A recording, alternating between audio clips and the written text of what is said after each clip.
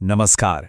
चलिए आज मानव शरीर की एक बहुत ही जरूरी प्रक्रिया हमारे श्वसन तंत्र को समझते हैं। मतलब हम सांस लेते कैसे हैं और ये हमारे लिए इतना इतना जरूरी क्यों है। तो आज के इस सफर में हम सबसे पहले ये जानेंगे कि भाई हमें सांस लेने की जरूरत ही क्यों है। उसके बाद हम हवा के पूरे रास्ते को समझेंगे और फिर देखेंगे कि फेफड़ों में गैसों का ये कमाल का लेन देन यानी एक्सचेंज होता कैसे है। तो चलिए शुरू करते हैं। सबसे पहले यह समझना बहुत जरूरी है कि आखिर हमारे शरीर को इस पूरे रेस्पिरेटरी सिस्टम की मतलब श्वसन तंत्र की जरूरत पड़ती ही क्यों है। सवाल बहुत सीधा सा है। कभी सोचा है कि हमारे शरीर को, हमारी हर एक कोशिका को कोई भी काम करने के लिए एनर्जी कहाँ से मिलती है? तो इसका जवाब है हमारे खाने में, खास तौर पर ग्लूकोज में। देखिए, जब ये ग्लूकोज टूटा है ना, तो उससे निकलती है एनर्जी। लेकिन इस प्रक्रिया को पूरा करने के लिए एक बहुत बहुत जरूरी चीज चाहिए और वो है ऑक्सीजन। और पता है, एनर्जी पैदा करने के लिए हमारी कोशिकाओं के अंदर भोजन का यही टूटना कोशिकीय श्वसन या सेल्यूलर रेस्पिरेशन कहलाता है। और बस यही वो वजह है जिसके लिए हमें ऑक्सीजन चाहिए और सांस लेना पड़ता है।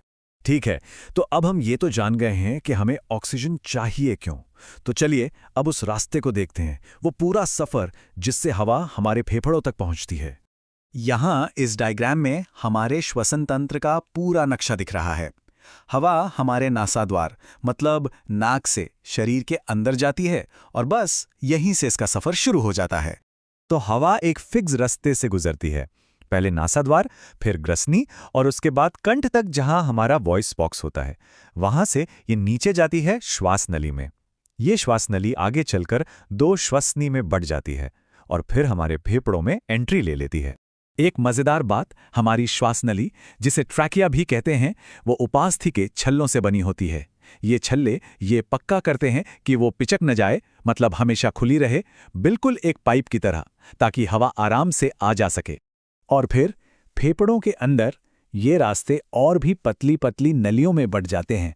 जैसे एक पेड़ की शाखाएं होती है ना, इन्हें हम श्वसनिका कहते हैं। और इन शाखाओं के एकदम आखिर में होती है हमारी असली मंजिल, कूपिका, जो छोटे छोटे गुब्बारों जैसी होती हैं। अच्छा, तो अब रास्ता तो हम जान गए हैं। अब ये समझते हैं कि आखिर वो कौन सी मशीनरी है, कौन सा मैकेनिज्म है जो हवा को अंदर खींचता है और फिर बाहर भी छोड़ता है, मतलब सांस लेने का पूरा प्रोसेस। तो देखिए, सांस लेने की इस प्रक्रिया के दो मेन हिस्से हैं।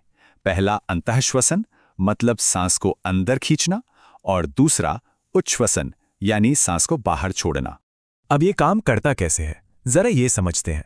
जब हम सांस अंदर लेते हैं तो हमारी छाती यानी वक्षीय गुहा फैल जाती है। इससे क्या होता है, अंदर का प्रेशर कम हो जाता है और हवा अपने आप अंदर खिंच जाती है। और इसका ठीक उल्टा होता है जब हम सांस छोड़ते हैं, तब ये गुहा सिकुड़ती है, प्रेशर बढ़ता है और हवा बाहर निकल जाती है। सिंपल। तो अब हम पहुंच गए हैं अपने सफर के सबसे जरूरी, सबसे अहम पड़ाव पर। ये वो पल है जब शरीर को वो मिलता है जिसकी उसे सख्त जरूरत है और उस चीज से छुटकारा मिलता है जो उसके लिए बेकार है। ये जो गैसों का लेन देन है ना, ये होता है उन लाखों छोटी छोटी कूपिकाओं में। ये कूपिकाएं खून की एकदम बारीक नलियों, जिन्हें हम केशिकाएं कहते हैं, उनके एक घने जाल से घिरी होती हैं। यहीं पर हवा और खून की मुलाकात होती है। तो यहाँ होता क्या है, ये दो स्टेप्स में होता है। पहला, हवा से जो जरूरी ऑक्सीजन है वो फेफड़ों से निकलकर खून में चली जाती है और ठीक उसी पल खून में जो बेकार कार्बन डाइऑक्साइड है वो वापस फेफड़ों में आ जाती है, ताकि हम उसे सांस के साथ बाहर फेंक सके। चलिए अब सारी बातों को जोड़ते हैं और वापस अपने शुरुआती पॉइंट पर आते हैं, एनर्जी यानी ऊर्जा। तो देखिए, यहां सबसे जरूरी बात यह है कि हमारा पूरा रेस्पिरेटरी सिस्टम वायवीय श्वसन मतलब एरोबिक रेस्पिरेशन के लिए ऑक्सीजन सप्लाई करने का काम करता है। और जैसा कि यहां साफ दिख रहा है, यह प्रोसेस बिना ऑक्सीजन वाले श्वसन से कहीं कहीं ज्यादा एनर्जी पैदा करता है।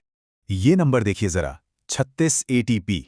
ये दिखाता है कि जब ऑक्सीजन मौजूद हो तो ग्लूकोज का सिर्फ एक मॉलिक्यूल कितनी ज्यादा एनर्जी दे सकता है। और बस यही वजह है कि हमारा श्वसन तंत्र इतना इतना जरूरी है। तो संक्षेप में कहें तो हम ऑक्सीजन पाने के लिए सांस लेते हैं। ये ऑक्सीजन एक खास रास्ते से फेफड़ों तक जाती है, जहां इसे खून में भेज दिया जाता है। और ये सब सिर्फ इसलिए होता है ताकि हमारी कोशिकाओं को काम करने के लिए भरपूर एनर्जी मिल सके। तो जाते जाते एक सवाल। आज हमने एनर्जी और ऑक्सीजन की ज़रूरत के बारे में जो कुछ भी सीखा, उसके आधार पर जरा सोचिए, जब हम कसरत करते हैं या पहाड़ पर चढ़ते हैं तो हमारी सांसें अचानक तेज क्यों हो जाती हैं?